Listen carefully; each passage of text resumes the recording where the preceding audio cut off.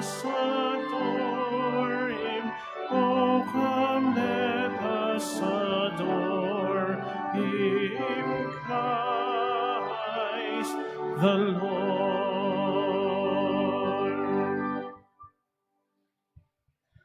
In the name of the Father, and of the Son, and of the Holy Spirit. Amen. The Lord be with you. And with your spirit. My dear brothers and sisters, today the Church celebrates the memorial of Saint Raymond Peñafort. Let us ask God's pardon and mercy for the sins we have committed as we prepare for this Holy Eucharist.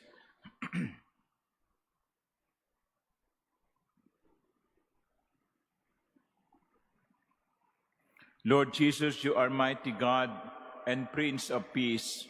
Lord, have mercy. Lord, have mercy. Lord Jesus, you are the Son of God and Son of Mary. Christ, have mercy. Christ, have mercy. Lord Jesus, you are Word made flesh and splendor of the Father. Lord, have mercy. Lord, have mercy. May Almighty God have mercy on us, forgive us our sins, and bring us to everlasting life. Amen. Let us pray.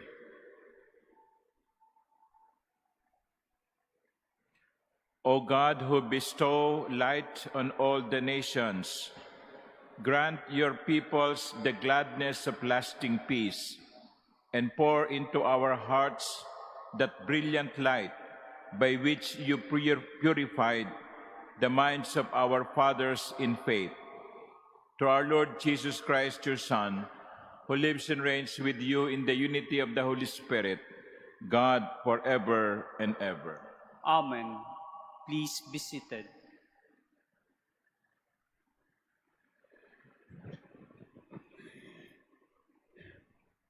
A reading from the first letter of St. John. Beloved, if God so loved us, we also must love one another. No one has ever seen God. Yet, if we love one another, God remains in us, and His love is brought to perfection in us. This is how we know that we remain in Him and He in us, that He has given us of His Spirit. Moreover, we have seen and testify that the Father sent His Son as Savior of the world. Whoever acknowledges that Jesus is the Son of God, God remains in Him, and He in God.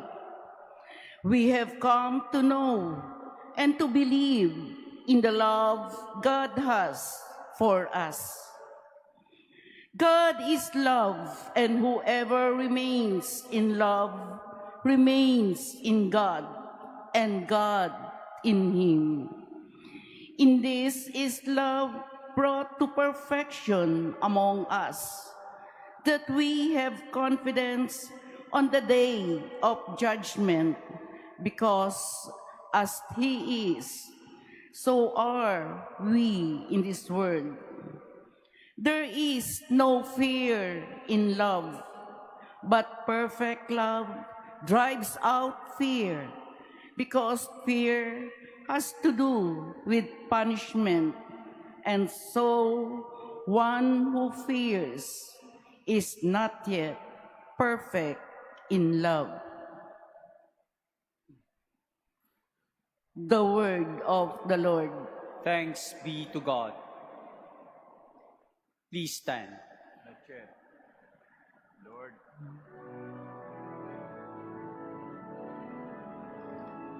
please be seated for the psalm. Lord, every nation on earth will adore you. Lord, every nation on earth will adore you. O God, with your judgment endow the king, and with your justice the king's son. He shall govern your people with justice, and your afflicted ones with judgment. Lord, every nation on earth will adore you. The kings of Tarshish and the isles shall offer gifts. The kings of Arabia and Seba shall bring tribute. Lord, every nation on earth will adore you. For he shall rescue the poor when he cries out, and the afflicted when he has no one to help him. He shall have pity for the lowly and the poor. The lives of the poor he shall save. Lord, every nation on earth will adore you. Please stand.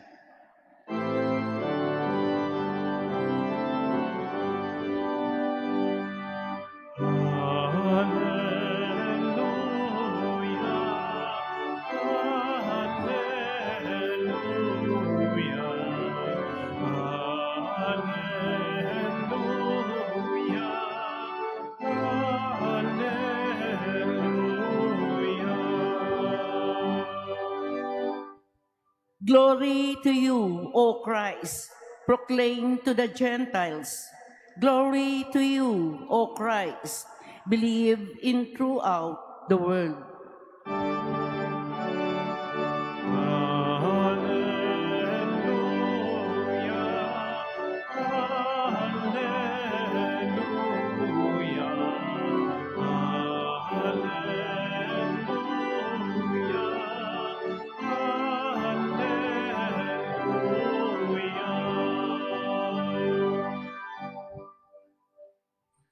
The Lord be with you.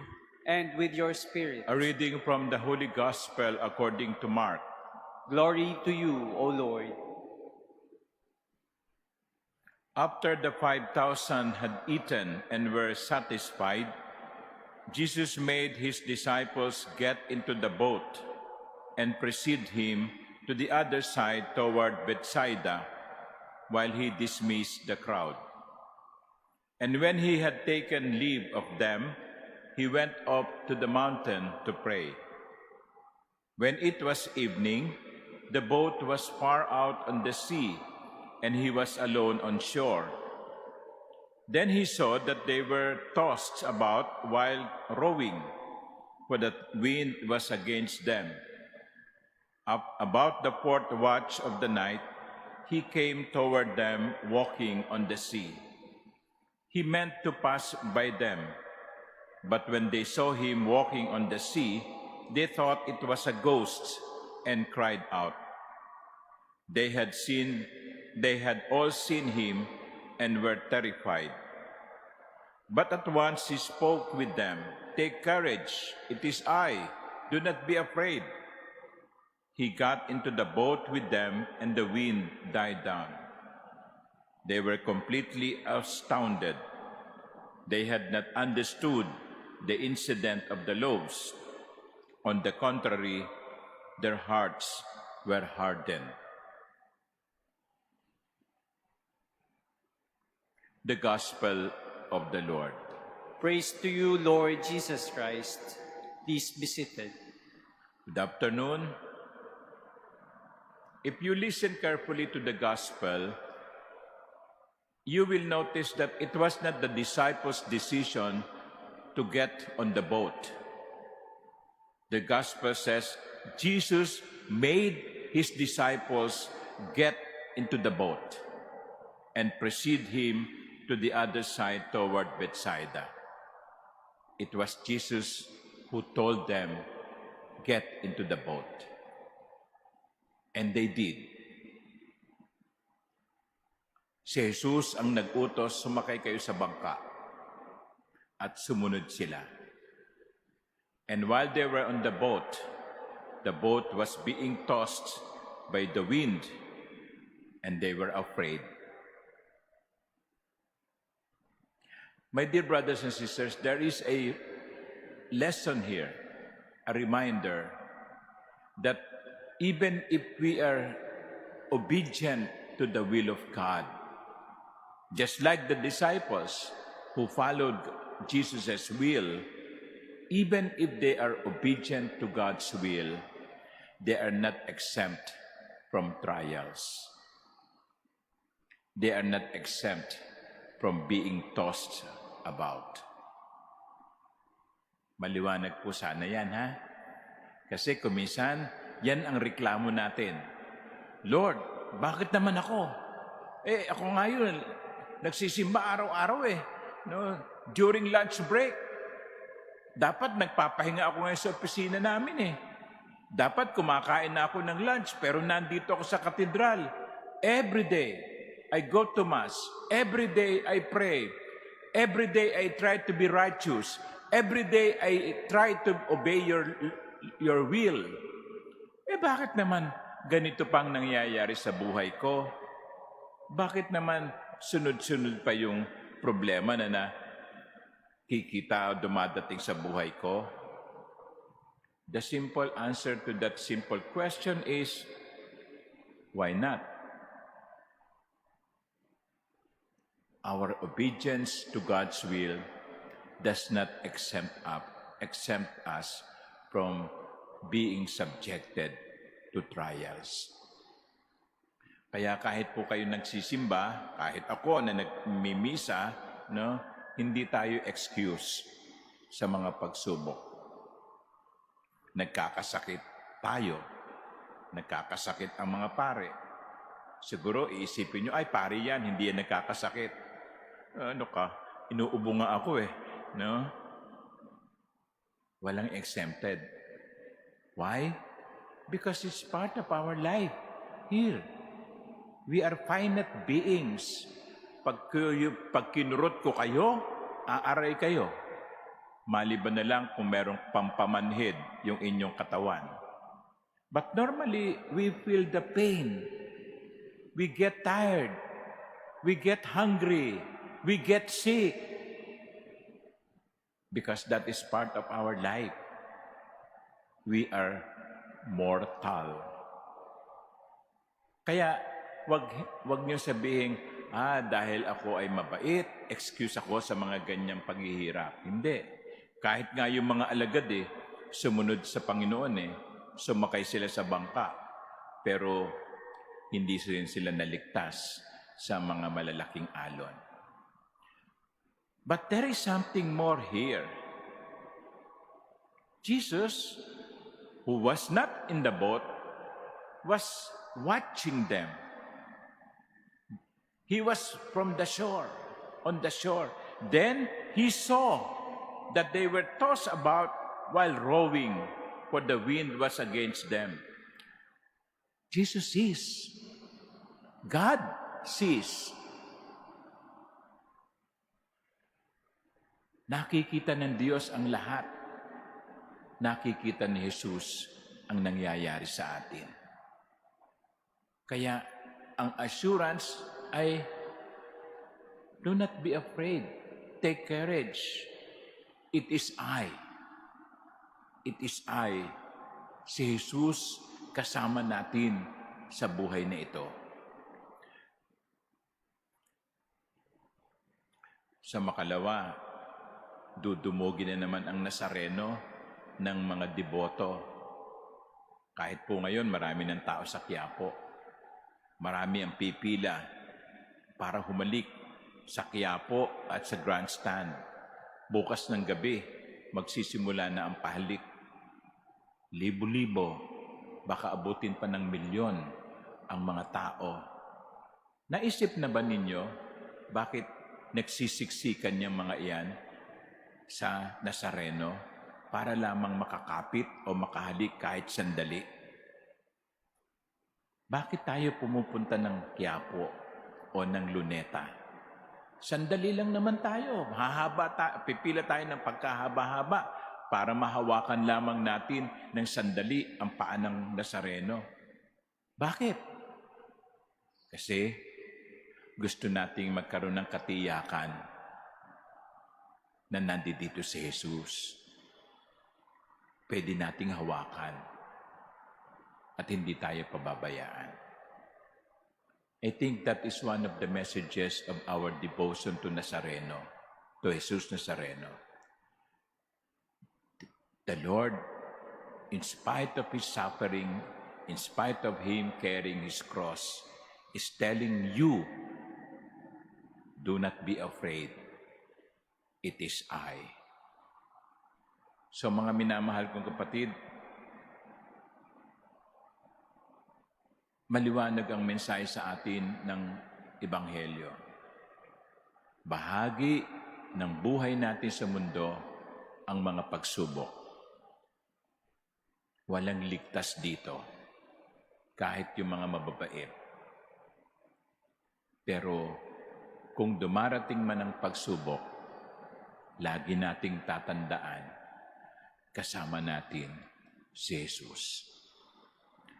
Amen.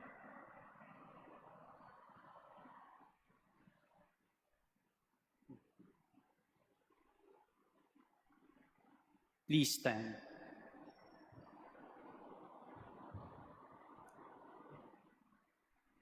We ask the Father in heaven to strengthen our faith and to help us overcome our fears. Let us say, Lord, hear our prayer. Lord, hear our prayer. That the Church throughout the world may show deep faith in God, our Father, who guides world events. Let us pray to the Lord. Lord, hear our prayer. That we may grow in our faith in order to be confident of what we hope for and assured of the things we cannot see. Let us pray to the Lord. Lord, hear our prayer. That those who have lost their way in life may be led safely back home. Let us pray to the Lord. Lord, hear our prayer. That the Lord may grant healing to those who are sick and strength to those who are in despair. Let us pray to the Lord. Lord, hear our prayer. That those who have died may enjoy forever the fullness of God's saving power, which they have always longed for. Let us pray to the Lord. Lord, hear our prayer. Heavenly Father, we know that anything we ask for in your name will be granted. May our ears be always open to your words. We ask this through Christ our Lord. Amen. Please be seated.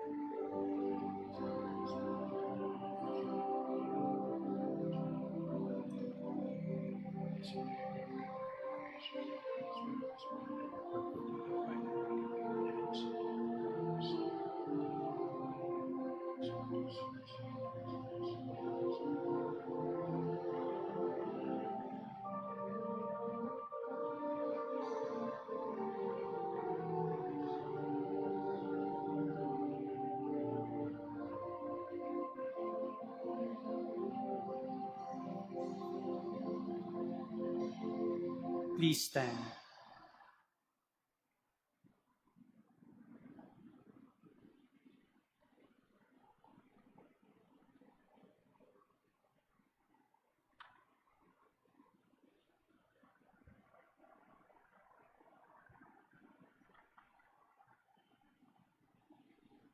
Pray, my dear sisters and brothers, that my sacrifice and yours may be acceptable to God, the Almighty Father. May the Lord accept the sacrifice at your hands for the praise and glory of his name, for our good and the good of all his holy church. O God, who give us the gift of true prayer and of peace, graciously grant that through this offering we may do fitting homage to your divine majesty, and by partaking of the sacred mystery, we may be faithfully united in mind and heart, through Christ our Lord. Amen. The Lord be with you. And with your spirit, Lift up your hearts. we lift them up to the Lord. Let us give thanks to the Lord our God. It is right and just. It is truly right and just, our duty and our salvation, always and everywhere to give you thanks, Lord, Holy Father, Almighty and eternal God. For today you have revealed the mystery of our salvation in Christ as a light for the nations. And when he appeared in our mortal nature, you made us new by the glory of his immortal nature. And so with angels and archangels, with thrones and dominions, and with all the hosts and powers of heaven, we sing the hymn of your glory, as without end we acclaim. Holy, holy, holy Lord God of hosts, heaven and earth are full of your glory. Hosanna in the highest. Blessed is he who comes in the name of the Lord. Hosanna in the highest. Please kneel. You are indeed holy, O Lord, the fount of all holiness. Make holy, therefore, these gifts, we pray, by sending down your Spirit upon them like the dewfall, so that they may become for us the body and blood of our Lord Jesus Christ. At the time he was betrayed and entered willingly into his passion, he took bread, and giving thanks, broke it and gave it to his disciples, saying, "Take this, all of you, and eat of it. For this is my body, which will be given up for you."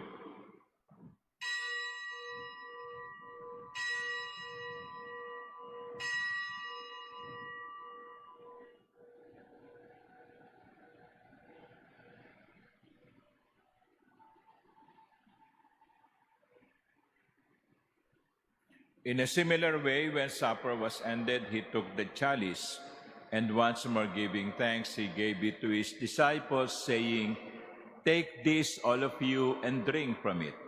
For this is the chalice of my blood, the blood of the new and eternal covenant, which will be poured out for you and for many for the forgiveness of sins.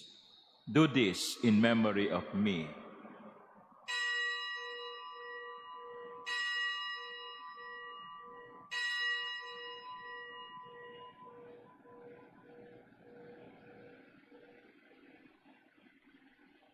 Please stand. The mystery of faith. Save us, Savior of the world, for by your cross and resurrection you have set us free.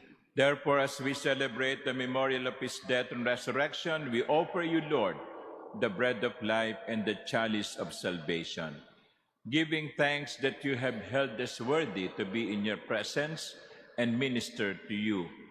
Humbly we pray that partaking of the body and blood of Christ, we may be gathered into one by the Holy Spirit. Remember, Lord, your church spread throughout the world and bring her to the fullness of charity, together with Leo, our Pope, and Jose, our Bishop, and all the clergy. Remember also our brothers and sisters who have fallen asleep in the hope of the resurrection, and all who have died in your mercy. Welcome them into the light of your face. Have mercy on us all, we pray, that with the Blessed Virgin Mary, Mother of God, with blessed Joseph, her spouse, with the blessed apostles and all the saints, including Raymond of Peñafort, who have pleased you throughout the ages, we may merit to be co-heirs to eternal life and may praise and glorify you through your Son, Jesus Christ. Through him, and with him, and in him, O God, Almighty Father, in the unity of the Holy Spirit, all glory and honor is yours forever and ever. Amen.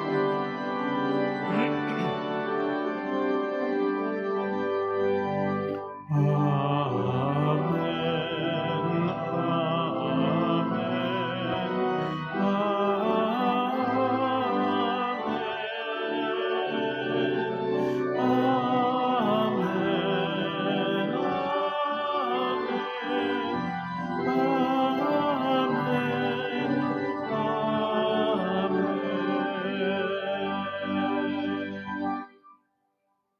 As one family with one common Father in heaven, we pray.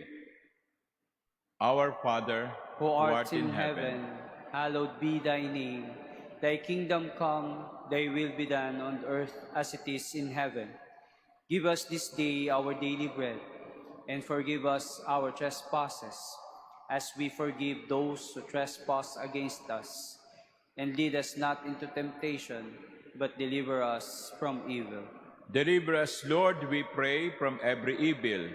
Graciously grant peace in our days, that by the help of your mercy, we may be always free from sin and safe from all distress as we await the blessed hope and the coming of our Savior, Jesus Christ. For the kingdom, the power, and the glory are yours, now and forever. Lord Jesus Christ, who said to your apostles, "Peace I leave you, my peace I give you," look not on our sins, but on the faith of your church, and graciously grant her peace and unity in accordance with your will, who live and reign forever and ever. Amen. The peace of the Lord be with you always. And with your spirit. Let us offer each other the sign of peace.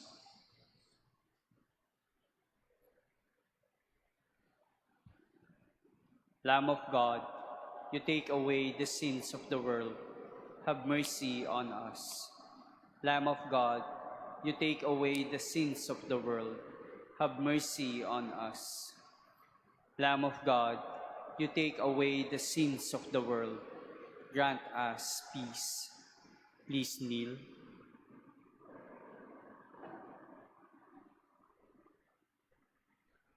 Behold the Lamb of God. Behold him who takes away the sins of the world. Blessed are those called to the supper of the Lamb. Lord, I am not worthy that you should enter under my roof, but only say the word, and my soul shall be healed.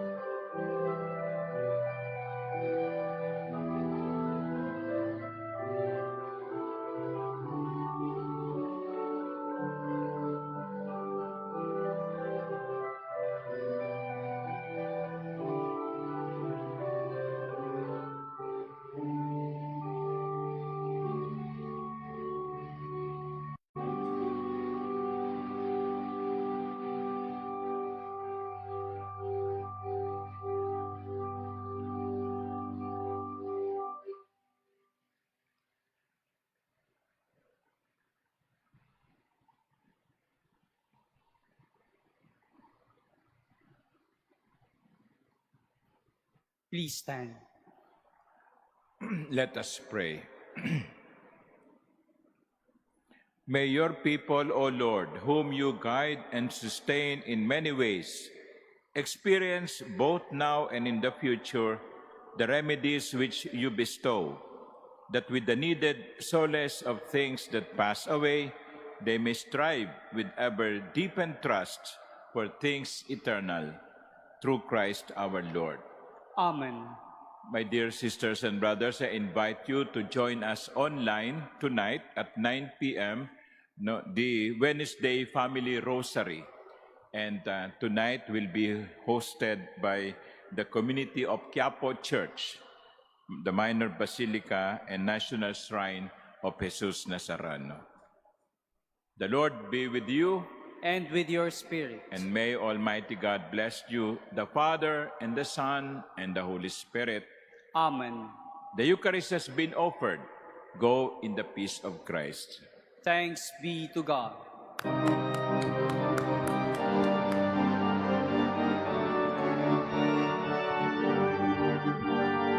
Ang Pasko ay sumapit, tayo ay magsiamin. Ang magagandang himig, dahil sa Diyos ay mag-ibig. Ang si Kristo'y isinan, may tatlong haring nagsitanaw. At ang bawat isa ay nagsipaghandog ng talinganan. Bagong taon ay magbagong buhay, ang lumigaya ang ating bayan.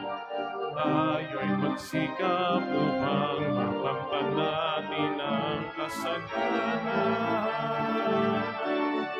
Tayo'y magsiawit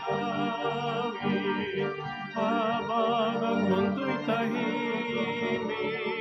Ang araw ay sumapit, ang sanggol ng dulot ng langit. Tayo ay magmahalan, ating sundin ang gintong aral. At magbuhat ngayon, kahit hindi Pasko ay magbigayan.